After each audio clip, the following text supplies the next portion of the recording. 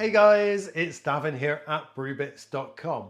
I thought I would quickly go through with you today what happens when you find a batch of wine somewhere hidden in the cupboard, you pop open a bottle and well, it doesn't turn out to be quite as good as you'd hoped. Now, I found this batch of red currant wine that I'd put away from October 2020 and is now March 25, so 4.5 years ago. So I popped a bottle open last night and it was a little bit, well, I say it was a little bit, it was pretty tart. So I thought I would quickly run this video up to show you what I do with something when I find out like I've got a wine like that needs a bit of adjustment. There are people who will just throw it away, but there's no need to. Sometimes you get it a little bit wrong when you're making it. Perhaps it's a bit too acidic, perhaps it's a little bit less acidic than it needs to be, so it lacks a bit of life and kind of tastes flat and kind of like nothing to it. It might be that it just needs a bit of sugar, it might need a bit of acid, might need a couple of other things. But in this case, this is a rhubarb wine, again, I did in August 2020. And I don't know if you can see this, James. There is a lot of particles floating around. If I do that, you can see it all floating. And this is because, well, sometimes you filter it, it doesn't get everything out for one reason or another. This is really simple. This is not a throwaway job. This is really, really easy. And this would be done with two things. Here I've got a little coffee thing that normally sits on top of a mug. And here I've got filter paper. This is a coffee filter, or you can use normal filter papers. That just goes in there. And then I get this, which is my carafe. And all I do, sit that on top, pour that in, and you get a lovely, unlumpy, unsedimenty wine that you can then drink. Easy, that's one done. Sediment in your wine, nice and easy to fix using a little coffee filter and some filter paper. So, number two, let's pop this bottle open and we'll see what it's like. Because it might not be as acidic as the one I had last night, or it might be even worse. Okay. So it's got an amazing aroma. It is full of amazing fruity red currant aromas. It's like a really, really zingy rosé wine. And it smells fantastic.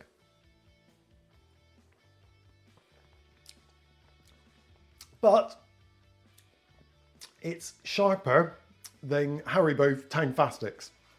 So it needs a little bit of work. So in this case, it's got too much acid. So there's a couple of things we could do. There's a couple of things I tend to do. This is Precipitated Chalk. And this is, if you've not seen it, a fantastic thing to have in your larder. And it just means that you can make some adjustments. It literally is powdered chalk.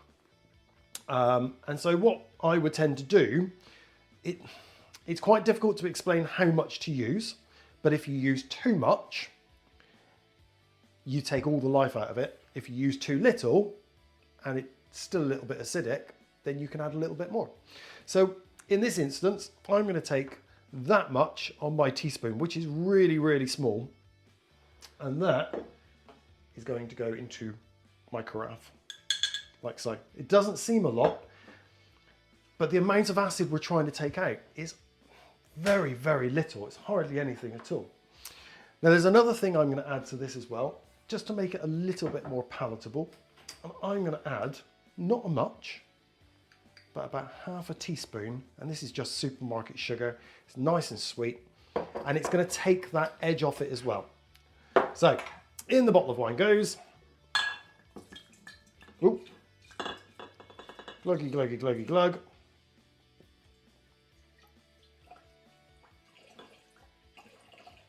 Like that. Now give it a good swirling around. It does go a little bit cloudy.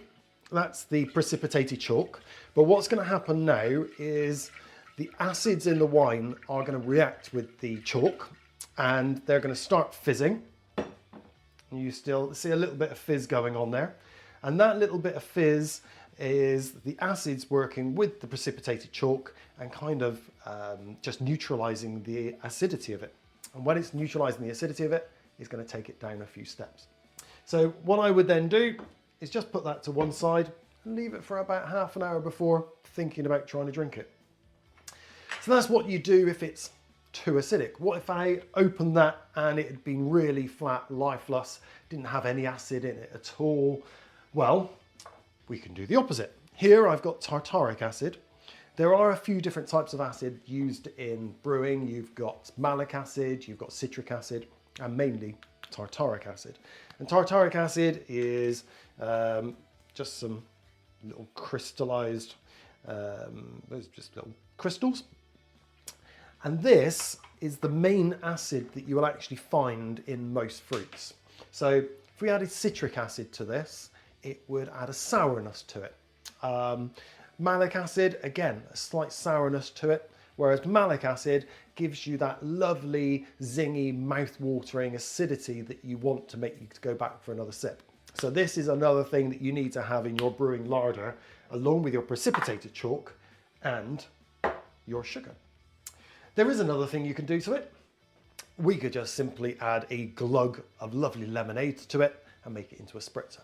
That's an option. Or if it was perhaps too sweet, there's not much we can do apart from perhaps add some tonic water to it.